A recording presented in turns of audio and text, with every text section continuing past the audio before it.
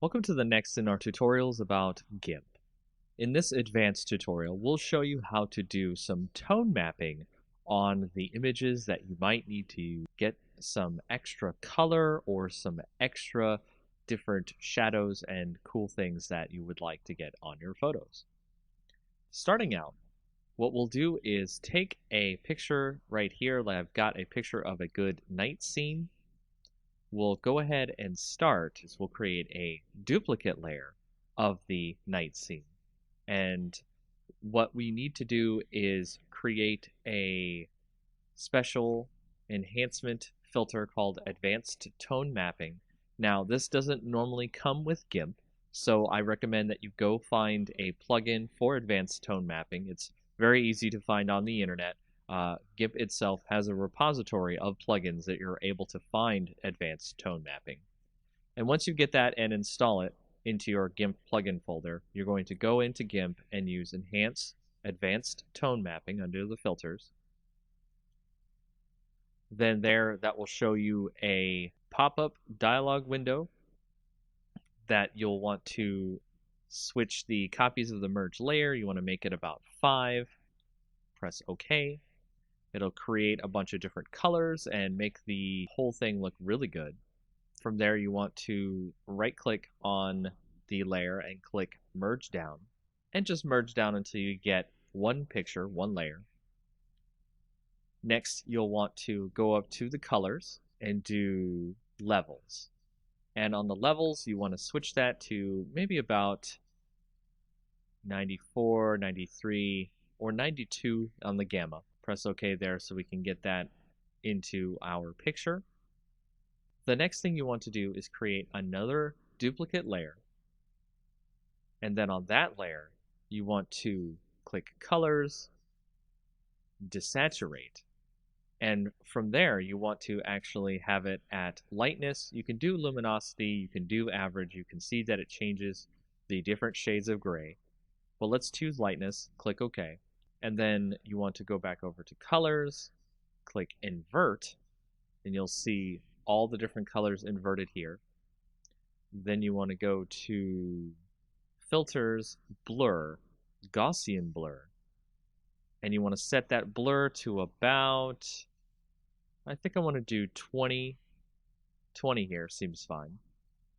So now to blur the whole image, what we're going to do with this blurred image is we're going to switch the mode on the top layer here to overlay. And now you'll see it has overlaid onto our image down below. And you want to tweak this by using the opacity bar over here on the right. So we're going to set that to about 48. And then we will merge the layers down. And now you can see we have our new image that shows the different tone maps of color that are in our night sky image. And that's how you get some tone maps in your GIMP program. Welcome to our first and a more advanced series of Photoshop tutorials. Here we'll talk about some interesting settings and techniques that will get you more acquainted with Photoshop in general. Let's talk about curves. Curves is a setting in Photoshop that allows you to get richer tones and colors in your pictures. To start, we've opened up our usual coffee image here, and we'll click on the Image drop-down, then Adjustments, then Curves. You can also hit Ctrl+M at the same time. Doing this will open the Curves window, which looks like a neat graph chart. In the middle, you should be seeing a line going from the bottom left to the top right. If you want to apply a quick preset, which will set the settings for you, you can click the drop-down and change from the default to other settings in the list. Setting the color preset to color negative changes some things here, which we'll explain. As you can see, the individual values on the chart have changed. The original black line is still the same, but each individual color has changed. This is a permanent way to change the values of the image, but if we wanted to make it something a little less permanent and tweak the settings as we edit our image, we can make a new layer by going to Layer, New Adjustment Layer, and then Curves. This will allow us to have our own layer that we can edit the properties of in the Properties window. So over here in our Properties window, you can see that we can edit our curves just like the image edit we were doing before, but it is not permanent as we can hide or unhide the layer using the I button next to the layer.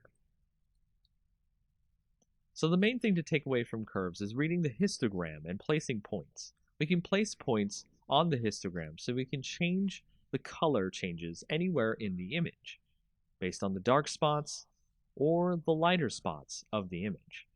As you can see on our image, the shadows and highlights of our image aren't very great, so we can edit our colors without much interference. So if we put 1 point in the middle, 1 point on the end, and 1 point on the beginning, we can change the colors and alter them in subtle or more advanced ways. Curves help out many Photoshop users with images that have bad contrast or bad lighting. Use curves next time you have an image that needs tweaking. It's one of the most powerful tools in Photoshop's arsenal. Welcome to our second tutorial in our advanced line of Photoshop tutorials. This time we'll talk about some features that are similar to curves, but do things in a more individual way. Brightness, contrast, and exposure. Just like before, we'll start out with our image available. As before, we could alter the image from the Image drop-down and brightness and contrast under the adjustments, but we'll create a new layer using Layer, New Adjustment Layer, then Brightness and Contrast. That way we can adjust without permanently changing the image. Once in the adjustment layer, we can see that we have a brightness slider and a contrast slider. Tweak your image using these settings. Left is less brightness, making it darker. Right is more, making it lighter. Negative contrast washes out the colors, while positive contrast makes the colors stand out more, but it can make the shadows too dark. Next, we'll add an exposure layer. Go to Layer, New Adjustment Layer, then Exposure Layer. Doing this, you can see we have more sliders here. The exposure slider going from negative to positive can darken and lighten the image much like the previous layers. Offset itself changes the absolute light and darkness in the image, so treat that option with care. Gamma correction allows you to add and subtract gamma, general lighting, to the entire image. It starts out at 1, and going left adds more gamma, while going right subtracts gamma. Using all these options allows you to tweak the image as you see fit, so you can make best use of lighting to get the image you want right for your projects. Welcome to the third advanced tutorial in our Photoshop series. We'll be talking about the hue and saturation layer, which works similar to our other layer and adjustment tutorials. Here I have my own image open from before. To set up a hue and saturation layer, just like before, we'll go to Layer, New Adjustment Layer. Then put a new hue and saturation layer down on top of the original image. So with hue and saturation, we can see that we can adjust the layer's colors, hue. The saturation, how deep the colors are, or how light they are, to grayscale, or lightness. How dark or light in general the image is. In an image, you can make the colors much more vibrant by sliding the saturation more to the right than usual. Here we can see our copy image stand out much more visually. And if we change the hue towards more of a red spectrum, we can get the copy image to be very strong in color indeed. Use the lightness slider to make sure that things aren't too bright, as extremely vibrant color can be akin to looking into the sun for some viewers of your images. That's all for this tutorial, as you can change images you see fit to make them pop. Welcome to our fourth tutorial in our advanced series. This time, we're going to go with a more exercise-focused approach to help you get more acquainted with what a client wants and needs for their projects. Today's exercise, creating web banner ads for a client. There are many sizes that a client needs for their projects, and when doing web banner ads, you may need to do all or some of them. We'll go over the industry standards so that way you can make the banners needed for your projects. The first size we'll go over is the large leaderboard. It's 970 by 90 pixels. To start, we'll create a new image, and then we'll set the width to 970 and the height to 90. That'll give us the dimensions of the image that we want. We'll create a simple white background here. Then apply a quick text add. Make sure your text is in black so it shows up on the background. Write 10 apples for $3.99. To center the text on the banner, go to Select All, then hit the Center Layer option just below the main menu here. From there, add an image of an apple.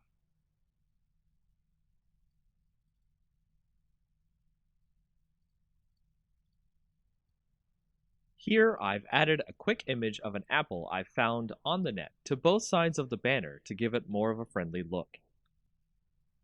And if we were to be finished here, this would be the first type of ad we would have to create for our client. Next, let's create a half-page ad, which is a 300 pixel by 600 pixel version. First, save our image as a PSD.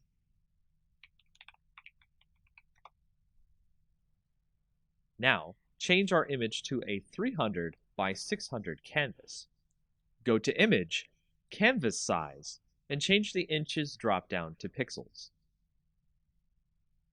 Here, type in 300 width, 600 height. You'll notice our apples and text is now strangely off screen, and our background isn't fully white. We'll fix all of that and show you how to continue to make other sizes of ads. If you notice, the apple images aren't exactly gone. They're just off screen to the image's canvas. Let's bring those apples back to the top and bottoms of our image now. Then, let's use the paint bucket icon on the left and fill in our white background again. Remember to click the correct layer, which should be the first layer in your order.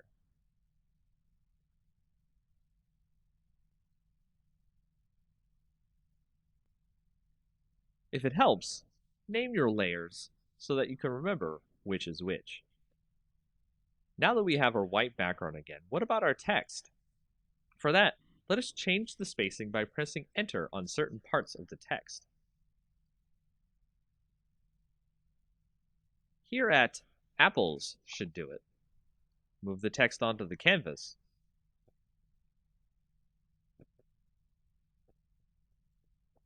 And resize the text as necessary.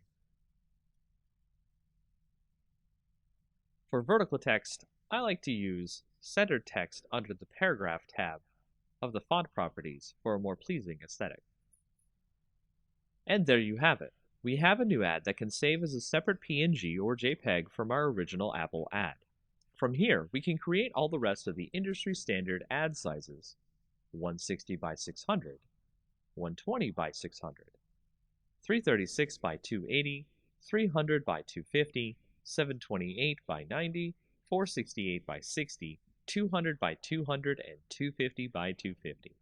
See if you can make Apple ads for each one of them. For our next project design tutorial, we'll work on creating some great YouTube channel art for yourself or for any clients using Photoshop. Let's get started with the correct size for YouTube channel art. Open a new file, and then set the width to 2560 and the height to 1440. As you start off here, you can see there's a lot of space for you to create some good channel art. What I recommend here is starting out with the theme of your channel or your clients. Is it a science channel? Is it a space theme? You'll need a good background here to show off the tone and mood of the channel in question. Let's assume space is the theme here. I've gone and grabbed a freebie space background here and imported it into the image. With this, we can have a nice canvas of art to build the YouTube's mood and image from. Our imaginary space YouTube is called Deep Cosmos. So let's create a great text effect to show off the name of the channel. First, create your text, make it large enough to be visible.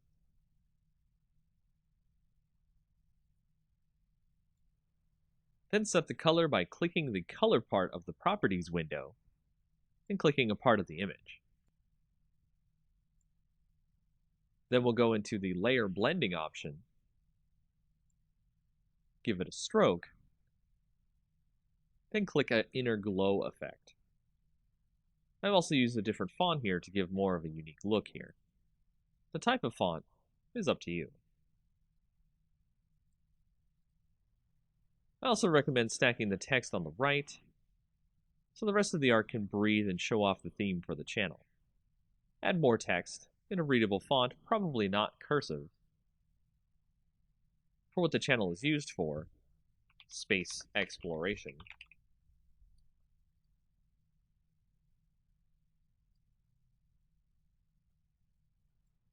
Any extra social media links. I'd not use any more than 2 fonts on your images as well, as it is a design error to use too many different fonts. And this will create a very basic YouTube channel art that will evoke a great wonder about what the channel is based around, and draw viewers in with its great visual design. In our next project design tutorial, we'll go over how to make a Facebook ad. Facebook ads are similar to the industry standard ad designs, so we'll go over the basics really quick and then design an ad in a standard size. Single ads are the easiest type to do, as the other options Facebook gives you for ads are multiple image ads, video ads, and a few more. As before, we want to open a new image with the correct size. The standard Facebook ad size is 1200 pixels by 618 pixels. Let's open an image with this size now.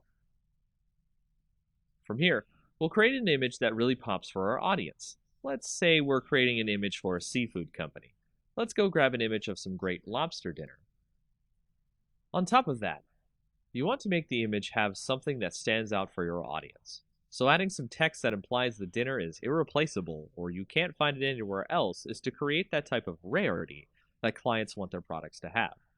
This is not necessarily true of every ad you make, but a nice quip or message about the product you're advertising will help with the ad. We'll add that in, and then we'll touch up the image by adding a quick inner glow filter, and adding more of a vignette look by adding a dark glow, but only around the inside edges of the image. After that, you're done and ready to continue making more ads for Facebook pages. These are the ads you typically will see in Facebook feeds. In this project design tutorial, we'll go over how to make a Facebook cover page. Facebook cover pages are similar to our YouTube cover pages in that you can make them as expressive as you or the client wants. As before, we want to open a new image with the correct size. The standard Facebook cover size is 851 pixels by 315 pixels. Let's open an image with this size now. From here, we'll do as we did before and create something a little more exciting like our YouTube cover image. Let's make this one about science and grab a picture of a laboratory background. Make sure if you use images, you get them from approved sources. No one wants to use copyrighted images in someone else's project.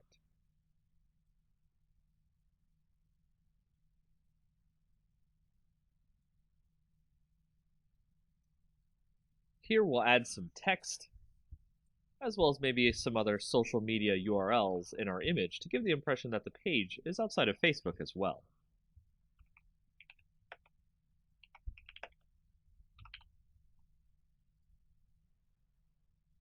Once you've got the look right, it's just as simple as a YouTube cover page. One more thing, if you want to get the ratios right for mobile, make an image that is 640 pixels wide by 360 pixels tall.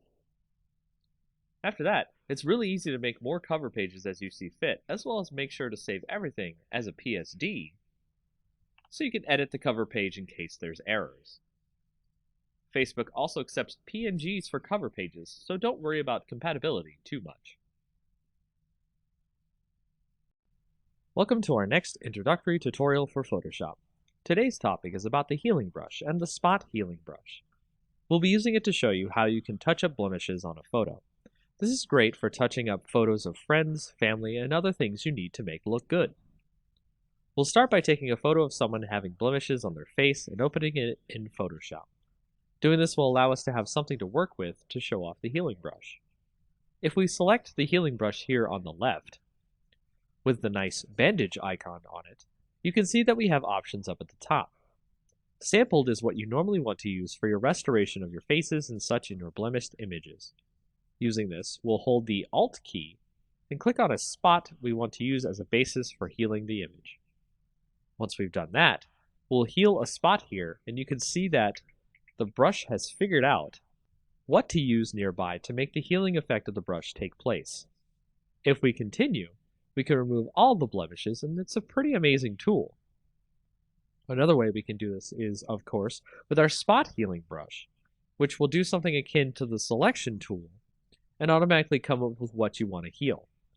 At the top are our options. We can do proximity match, which will use what's around the spot you want to heal to fix, create texture, which will create a mix of textures from around the image and is generally not good for face touch-ups. Content aware will try to guess based on what's on the layer itself and what seems appropriate here. Proximity match is actually one of the best options, and you'll see that it tries to fit the fixes in where it can. So be careful with your healing and have fun making faces and other things look great. One of the best ways to make a stunning image that allows the viewer to get the message and the image tied together in a beautiful way are quote images. These are the type of images that you see with words overlaid or cut out of the image to make it look more like art than just text on an image. To show you how to create this image that I have here, let's start with a generic background so we can make something stand out. I went and I found a picture of a pile of leaves. This will be our base that we'll use to create the image. The words that we create will go into the leaves to look like they're coming out of the leaves. To start, I'll write the words life. It's never too late to jump in over the leaves itself. Doing so creates the usual text over image effect, which is fine on its own, but we want to make the words look as if they're underneath the leaves or coming out of the leaves. To do this, let's create another background layer copy on top of the text. And we can drag the opacity down enough so that we can see the words behind it. Doing this will allow us to see what leaves overlap onto the letters, and we'll begin extracting the letters using the Quick Selection tool. We'll do this so it has some of the leaves on top to make the letters look good and buried. This is the most time-consuming process of this effect, as again, you want to make it look like the leaves are laying on top, so take your time to get the leaves to look good.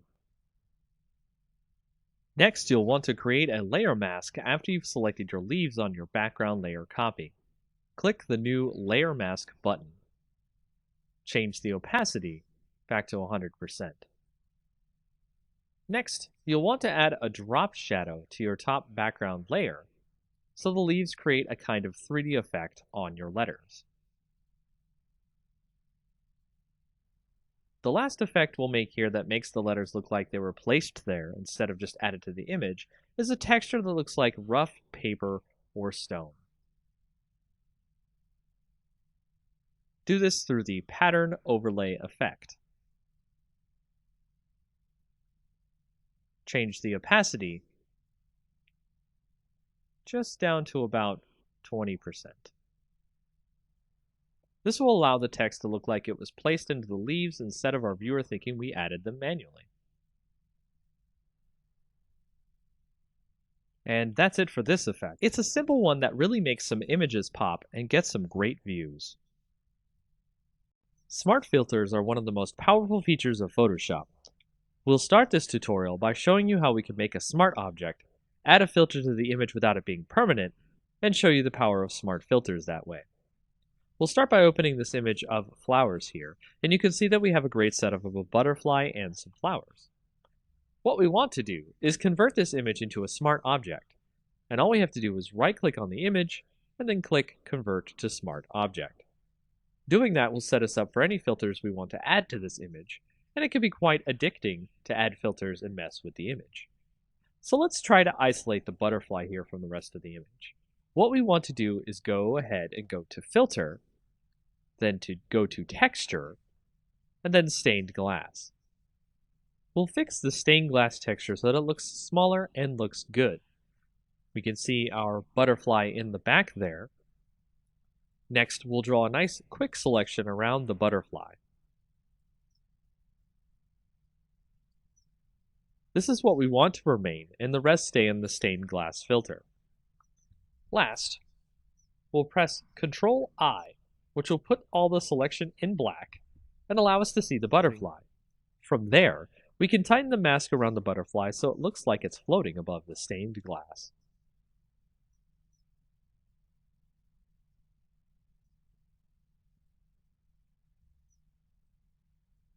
And that's just the basics with what you can do with smart filters.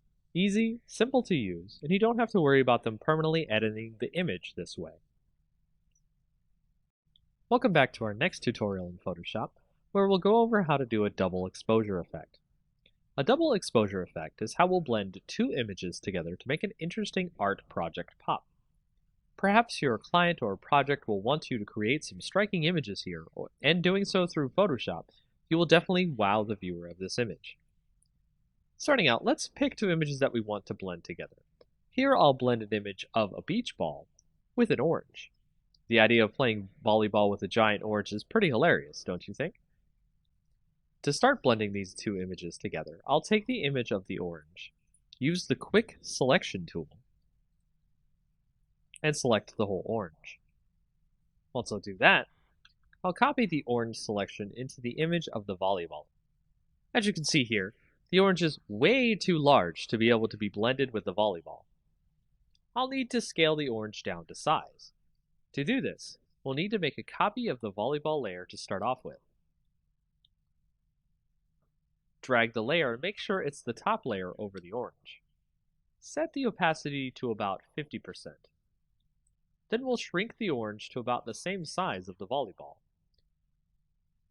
Do this by clicking the link icon up near the width and height. This way, with the opacity, we can see exactly what size we need the orange at.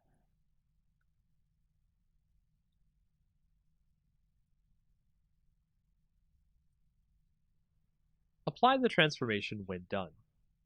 Next, we'll create a layer mask by clicking on the orange. Control-click the image to select all.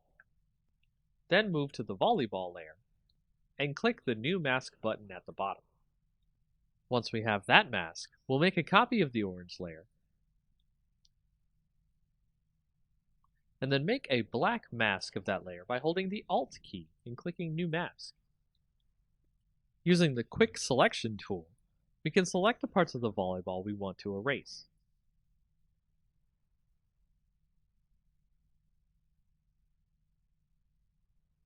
Once we've gotten the image the way we want, you can see that it has this great dual blend effect of having a volleyball that looks like a huge orange. Make sure to leave on the background for the largest effect of showing off the volleyball orange in the scene. Now you know how to use layer masks to blend two images together. This next tutorial will go over the basics of how to create a great image dispersion effect. This effect is great because it looks like the image is being torn apart, but in a way that looks realistic and graphically amazing. Let's learn how to do this together. I've opened up an image of a man here.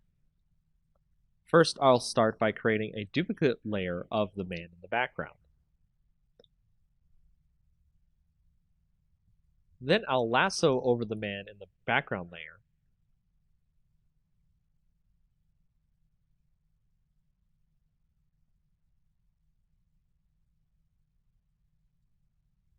Right-click, and then do Fill.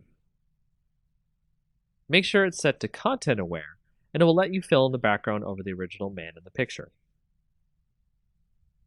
We'll then select the entire model by using the Quick Selection tool.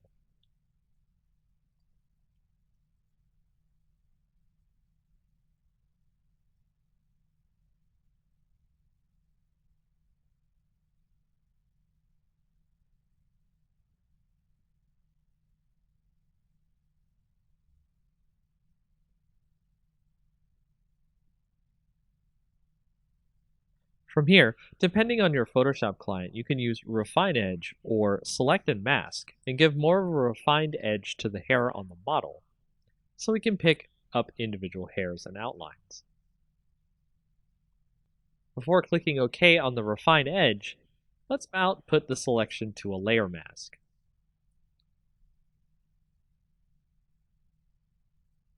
Now you can see the model is on a separate background. Let's duplicate the layer now. Then apply the mask we made from the previous layer. I'll rename this layer to the dispersion effect. Then I'll make a duplicate of this layer and rename it to man. Now I'll select the dispersion layer, then select filter, then liquefy. Next, I'll warp the model using the forward warp tool so we can make sure we can have a nice canvas for our effect later. This will determine the size of the dispersion effect. Take your time with the liquefy, then when you think you're done, hit OK. Now we'll make another mask, which we'll do by hitting Alt before clicking the new mask button, the little circle and a rectangle, so we fill the mask with black. This way, our dispersion effect is hidden until we need it. Before we continue, make the original background layer with our picture of our man hidden, so we can edit effects in. Now on our layer called Man, we'll make a new mask with no black filled in, so just click the new mask button without holding any keys down. Once we've done that, make sure you're on the Man layer's mask. Make sure your brush is set to black for the foreground color. Select the brush tool, then select a brush that will give a great dispersion effect. There are brushes out there for free you can download that will give you the effect desired, so look for them. We'll edit the image to give a bit of a destroyed look. Then we'll switch to the dispersion layer and its mask as well. Switch the color to white, and start masking in, uncovering, the warped layer we did earlier.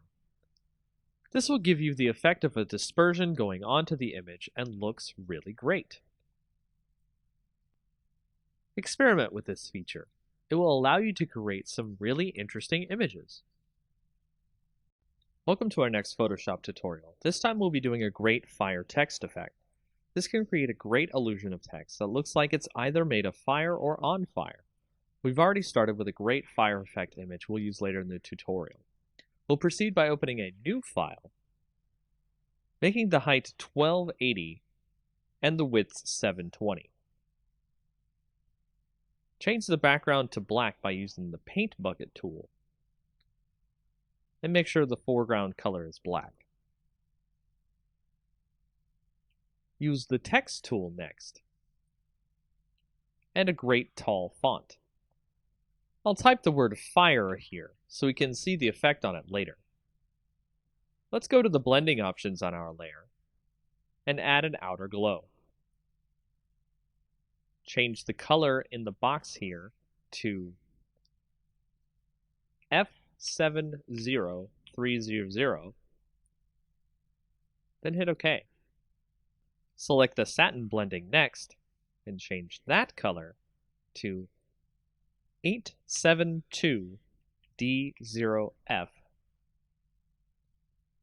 and hit OK as well. Change the opacity on the satin effect to 100%. Change the distance to 10 pixels, then hit OK. Now select Inner Glow. Change the blend mode to color dodge here. Next, change the color to E5C23B, then hit OK. Change the opacity to 100%, the size to 10 pixels,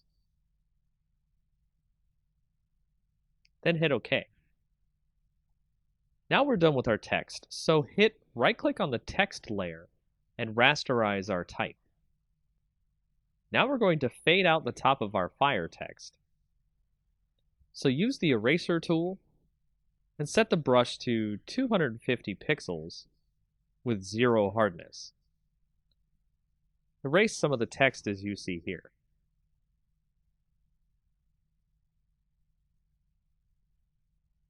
Now we'll go up to Filter, Distort, then Zigzag. Set the amount to 4 and the ridges to 4. Make sure the style is set to Pond Ripples and hit OK. Now we'll select our fire image we've opened and copy that into our text image we're working on. Position the fire image over our text, then we'll switch over to the Channels tab here next to our layers. Hold Ctrl and click the green layer to load a selection of the areas of fire in our image. Head back to the Layers tab, then press Ctrl J to make a copy of the selection we got from the Channels tab. Delete our original fire layer. Here I'll rename the layer Fire Main to stay organized. We'll move the fire around to wherever we like in the image. From here, we'll resize the image to fit over our text, then duplicate the layers so we can make more fire effect on our text. Be sure to resize, rotate, and erase edges of the fire around the text so it looks like the text is on fire realistically. And that's how you do this effect. In our next tutorial for Photoshop, let's create a great lens flare effect for our photos. Of course, you could use the lens flare effect in Photoshop, but it usually comes out pretty cheaply made and poorly well done. We'll go make our own effect and have it look great and professional. So we'll take our image of a sunset in the back here and add a new layer to the scene. Then we'll take a brush and make sure the hardness is set to 0, the size to about 300. And then we'll change the color of our brush to white. Next, we'll paint a spot, and then zoom in to the brush effect on our image. We'll add some noise to our effect using Filter, Noise, Add Noise. Use about 3.5% of noise. Make sure it's uniform and monochromatic. And hit OK. The noise is going to prevent the effect from banding if we scale the effect. Now let's duplicate the layer. Through the right-click Duplicate Layer option, or you can use Ctrl J. We'll name the new layer White, and the old layer Orange. Next, we'll add color to the orange layer. Hide the white layer. Then go to Image, Adjustments, then Hue and Saturation. We'll color it by turning on the Colorize option. Move the hue over to a nice orange, and the saturation near 100%. You can make it a little lighter or darker if you'd like. Now we'll set the orange layer to a blend mode of screen. Then we'll set the white layer to a blend of linear dodge add. With the orange layer, we're going to free transform. Draw out our orange layer a bit, making sure that the link is selected to keep the ratio. Commit the changes. We'll select both layers, and we can drag it wherever we want. So let's move them over the sun in the image, and then free transform the effect so it's large and covering the sun. Make sure your two images are centered together. Now we have our lens flare effect. If you want to make sure that you don't want to wash out the color in the image, go to the orange layer, set it to screen, and then the white layer to linear dodge add. Change the opacity of the orange layer down to 50% or so. With the white layer, we're doing the trick here, which is the fill opacity rather than the actual opacity. Set that to about 15% or 20%. You can play with the opacity and fill layer here, and also do some transforming and stretching the lens flare effect to hit more parts of the photo. This is a very quick and easy way to generate a lens flare that you have full control over the way it looks on your image.